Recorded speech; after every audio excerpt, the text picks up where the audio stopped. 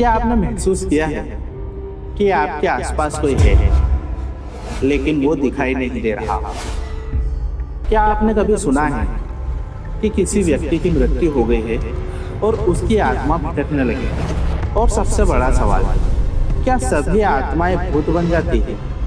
अगर नहीं, तो आत्माएं भूत कब बनती है?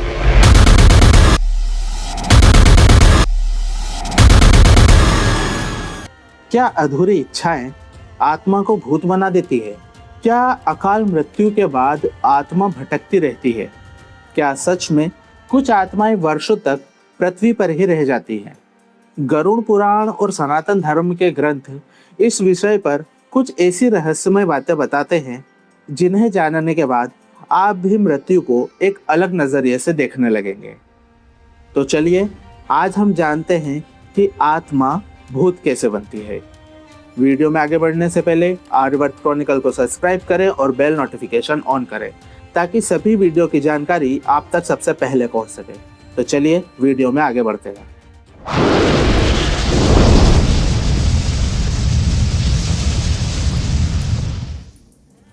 सनातन धर्म के अनुसार मृत्यु सिर्फ शरीर की होती है, आत्मा की नहीं।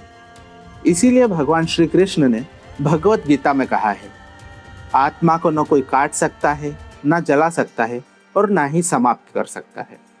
लेकिन मृत्यु के बाद सीधे ही किसी आत्मा का पुनर्जन्म का चक्र चालू नहीं होता। उससे पहले वो एक सूक्ष्म शरीर में रहती है और यहीं से शुरू होता है भटकती आत्माओं का रहस्य। क्या हर आत्मा भूत बन जाती है? इस प्रश्न का उत्तर है नहीं। सनातन धर्म के अनुसार अधिकांश आत्माएं अपने कर्मों के अनुसार यमलोक की यात्रा पर निकल जाती है। न तो वो भूत बनती है, न ही हजारों वर्षों तक पृथ्वी पर रहती है। लेकिन कुछ विशेष परिस्थितियां ऐसी हो जाती है कि कुछ आत्माएं भूत और प्रेत अवस्था में फंसी रह जाती है। और यही रहस्य है जो लोगों को सबसे ज्यादा डराता है, अकाल मृत्यु। गरुड़ पुराण के अनुसार जब किसी व्यक्ति की अचानक मृत्यु हो जाती है, कल्पना कीजिए एक ऐसा व्यक्ति जो सुबह अपने काम के लिए निकला हो और एक दुर्घटना में उसकी मृत्यु हो गई हो। ऐसी स्थिति में आत्मा अपनी मृत्यु को स्वीकार नहीं कर पाती और एक सूक्ष्म भ्रम की स्थिति में पहुंच जाती है। उसका मन अभी भी ये सोचता है कि वह अभी जिंदा है। अत्यधिक मोह। कुछ लोग धन, संपत्ति, परिवार या किसी व्यक्ति से इतने ज्यादा मोहित हो जाते हैं कि वह मृत्यु के बाद भी पृथ्वी से अपने मन को दूर नहीं कर पाते।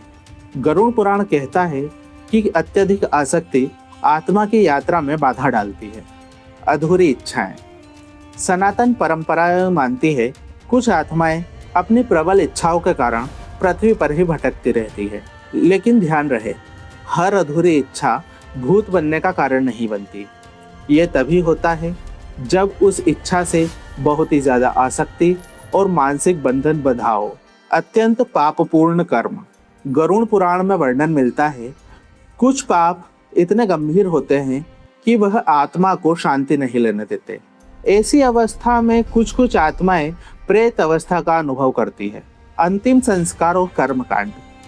सनातन धर्म में अंतिम संस्कार सिर्फ एक परंपरा नहीं है, बल्कि वो आत्मा की आगे की यात्रा का सहायक बनती है। इसीलिए सनातन में पिंडदान, तर्पण और श्राद्ध को इतना महत्व दिया गया है। इसके अनुसार यह सब चीजें आत्मा की यात्रा में उसकी सहायता करती हैं। बहुत से लोग भूत और प्रेत को एक ही मानते हैं, लेकिन शास्त्रों में दोनों को अलग अलग बताया गया है। प्रेत मृत्यु और अगले चरण की बीच की स्थिति को कहा जाता है, और भूत ऐसी आत्माएं जो अत्यधिक आसक्ति के कारण पृथ्वी से बंधी हुई है। इसका मतलब यह हुआ कि हर प्रेत भूत नहीं होता और हर मृत्यु के बाद कोई भूत नहीं बनता। यह प्रश्न सदियों से पूछा जा रहा है, लेकिन शास्त्रों में इसका पूर्ण उत्तर नहीं मिलता। लेकिन हाँ, इतना बताया गया है कि सूक्ष्म जगत हमारे स्थूल जगत यानी पृथ्वी से काफी अलग है। कई परंपराएं मानती है कि आत्माएं अपने प्रियजनों के आसपास ही रहती है, लेकिन सनातन धर्म का मुख्य उद्देश्य भय नहीं, आत्मा की शांति है। तो आत्मा भूत कब बनती है? इसका उत्तर है जब आत्मा मोह, आसक्ति, इच्छाओं और भ्रम से बंध जाती है, तब वह भूत बनती है। लेकिन सनातन धर्म का सबसे बड़ा संदेश ये नहीं है कि हमें भूतों से डरना चाहिए, बल्कि ये है कि जीवन ऐसा जियो कि मृत्यु के बाद मन शांत रहे। क्योंकि जिसने जीवन में मोह को जीत लिया, उसके लिए मृत्यु अंत नहीं होती, वो एक नई यात्रा की शुरुआत होती है। अब आप बताइए, क्या आप मानते हैं कि कुछ आत्माएं मरने के बाद ही पृथ्वी पर ही भटकती रहती है? अगर हाँ, तो कमेंट में लिखिए ओम शांति। इस वीडियो को अपनी फैमिली और फ्रेंड्स के साथ शेयर करें। अगर ये वीडियो आपको पसंद आया है तो वीडियो को लाइक करें और सनातन धर्म की ऐसी ही जानकारी के लिए आर्यवर्त क्रॉनिकल को सब्सक्राइब करें।